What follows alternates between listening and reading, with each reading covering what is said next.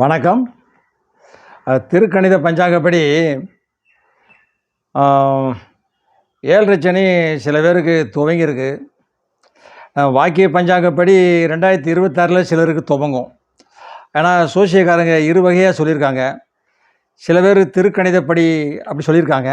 7.5 சனி துவங்கியாச்சு, குரு பயிற்சி ஆயிடுச்சு, ராகு கேது பயிற்சி ஆயிடுச்சு, வேலை செஞ்சுக்கிட்டு இருக்கு.